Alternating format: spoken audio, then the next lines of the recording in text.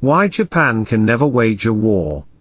Do you know Japan has a constitutional requirement not to wage a war, to settle international disputes? Currently, Japan is one of among the few nations which is openly against any war, anywhere in the world, except, in the case of Japan, it is legally bound to be a pacifist nation. Japan has been involved in many wars in the 19th and 20th centuries. In fact, there were two major wars between Japan and China, the First Sino-Japanese War, which was fought between 1894 to 1895, and the Second Sino-Japanese War, which lasted for 8 years, between 1937 to 1945, which ended with Japan being bombed into submission, at the end of the Second World War. Japan had waged many successful campaigns, one against Taiwan, and annexed it in 1895, another against Russia in Russo-Japanese War, which lasted between 1904 to 1905, leading to a clear Japanese victory, and another against Korea in 1907, with their Battle of the South Great Gate, leading to Korea becoming a Japanese colony. After suffering devastating losses, to the US and its allies, during the Second World War, including the heavy civilian casualties, in 2 Japanese cities, due to the Americans dropping 2 atomic bombs, Japan surrendered to the American-led Allies, on September 2, 1945. Despite the resilience shown by Japan, the surrender of Japan had seemed to be imminent, a few months prior to that official surrender. So, in preparation to the Japanese surrender, the Allied powers, including the United States, the Soviet Union, Great Britain, and Republic of China, had a series of wartime conferences, to disarm Japan, and change their constitution. Japan had Taiwan, also known as Formosa, and Korea as its colonies. There were discussions on how to deal with the independence of these 2 colonies as well. During these discussions, the Allied powers had decided that the Japanese should never be allowed to remilitarize again, in the future. After the surrender, General Douglas MacArthur, a U.S. general, took charge of the Supreme Command of Allied Powers, SCAP. The rest of the Allied powers, namely the Soviets, the Republic of China, and Great Britain had an advisory role, but MacArthur was the final authority in decision-making. Beginning 1945, the United States occupied Japan for the next 7 years, till 1952. During this time, US brought significant changes to the Japanese military, political structure, constitution, and the economic infrastructure. Even though the US was a hostile power to Japan, during the war, at the end of the occupation, Japan and the US had formed a strong diplomatic alliance, and the rebuilding of Japan was initiated during the US occupation, as part of a planned revival of Japan. The initial sailing was not very smooth though. During the first phase of the US occupation, for about 2 years, 1945 through 1947, the US brought about the most fundamental changes, for the Japanese government, and society. The US and its allies punished Japan, for its past militarism and expansion, by convening war crimes trials in Tokyo. At the same time, the Supreme Command of Allied Powers, SCAP, led by General MacArthur, dismantled the Japanese army, and banned former military officers from taking roles of political leadership in the new government. The dismantling of the Japanese army essentially left Japan quite vulnerable, and become extremely dependent on its allies, mainly the United States, for its survival as a nation.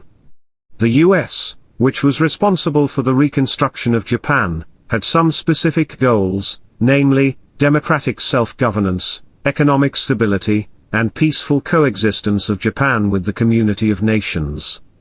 It has to be understood that during World War II, Japan was an absolute monarchy that was ruled by consent of its emperor, Hirohito.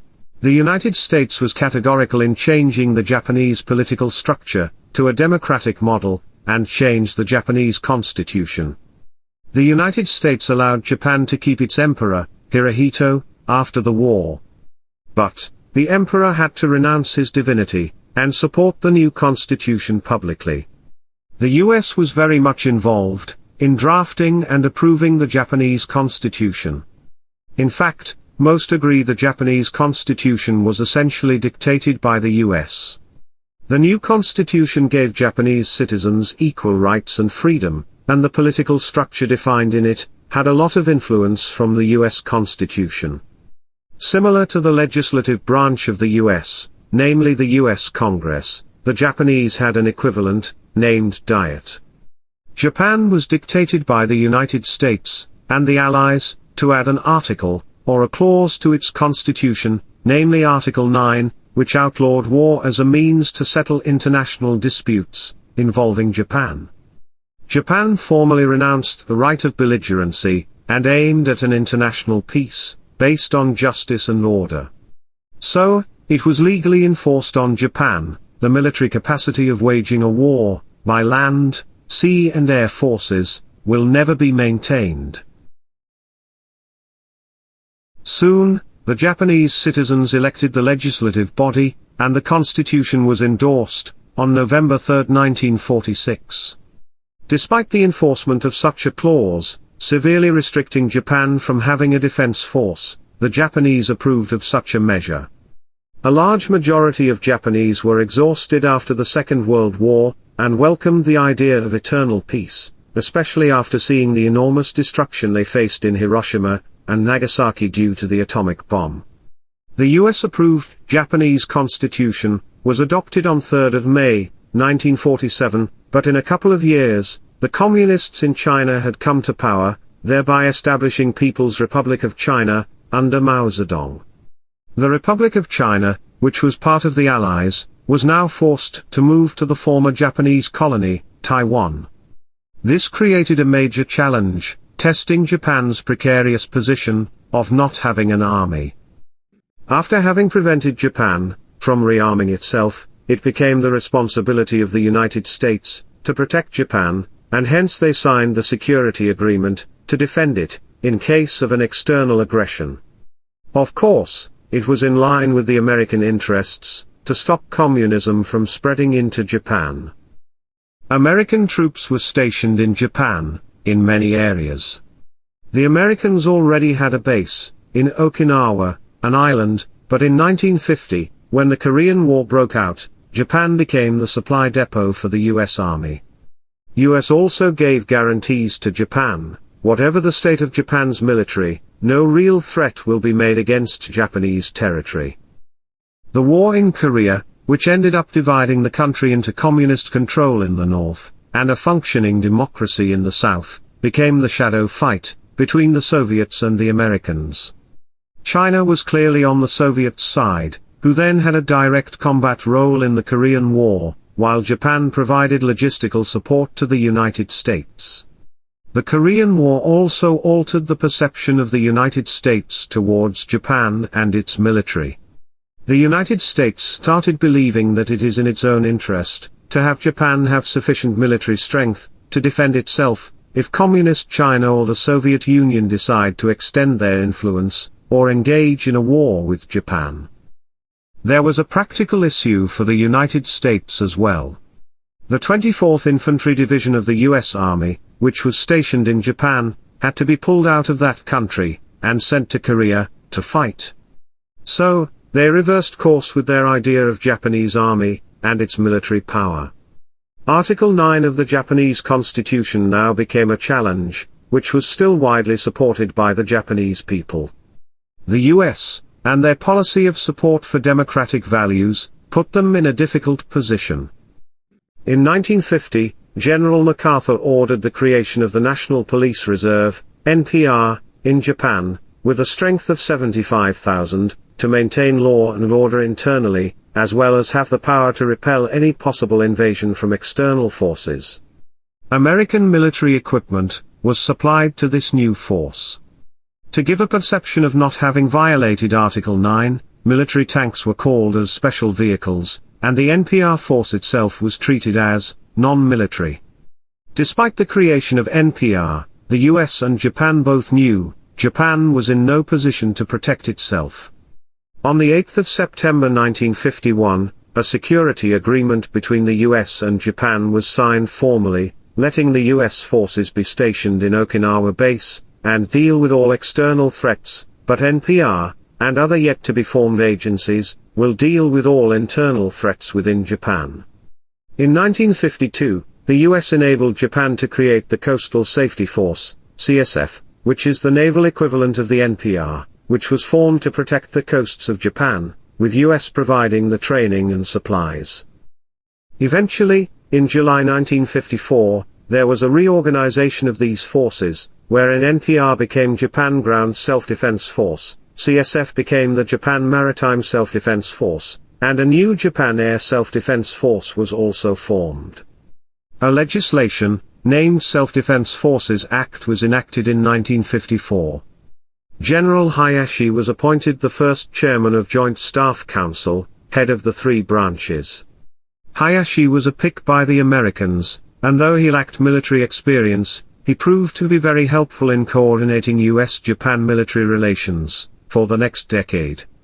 If this looks like a regular military, with the three branches of Army, Navy and Air Force, you are right. However, still Article 9 of the Constitution prohibited Japan to go into a war, using these forces, and they could only be used as a defensive force. In Japan, the interpretation of Article 9, and what constitutes offense, and what constitutes defense, has been subject to intense debate. The most common legal interpretation, that has been widely accepted by the Japanese public, has been that Japan cannot have intercontinental ballistic missiles, ICBM, nuclear weapons, aircraft carriers or fleets of bombers. All of these have been widely accepted, as offensive weapons. The defensive purpose weapons have been expanded over the years, to include submarines, fighter aircrafts, helicopter carrier, and destroyers, equipped with missile defense systems. The role of Japan, on taking multiple international military commitments, in conflict zones, as an ally of the United States, has been an issue, due to Article 9. Japan did participate in many international conflicts, sometimes needing to bring in new laws, to allow the Japanese military participation, including the Iraq War, but they mostly performed non-military operations. You may ask, why didn't Japan just change their constitution? Well, Japan has a functioning democracy, and majority of the public still support Article 9, as per opinion polls, and are opposed to amending the constitution. There are strong rallies organized, whenever a talk of amendment comes into public discussion. The leaders of Japan are very wary of the expansionist policies of China, and its belligerent attitude towards Japan. Japan has maritime boundary issues with China on the East China Sea, and a Japanese island, called Senkaku Island, which China claims as its own. On top of that, Japan also worries about navigational rights, in South China Sea. Also, the nuclear testing of North Korean missiles have rattled Japan, in the recent past. Former Prime Minister of Japan, Shinzo Abe, brought significant laws in 2014, to overcome some of the severe limitations of Article 9, and this has helped Japan, to become a little bit more capable of defending itself, though protests erupted to such changes, all over Japan. An article of the Japanese Constitution, written under the direct orders of the United States, has been proven to be short-sighted, and a problem for both Japan, and the United States. Until Article 9 stays within the Japanese Constitution, Japan, as a sovereign nation, cannot enter into a war directly, and will also be dependent on the United States, and other powers, for providing security, in the event of an attack from a powerful, and aggressive China, as well as the nuclear, rogue state of North Korea. We hope Japan, and its people figure out a way to defend themselves. Thanks for watching.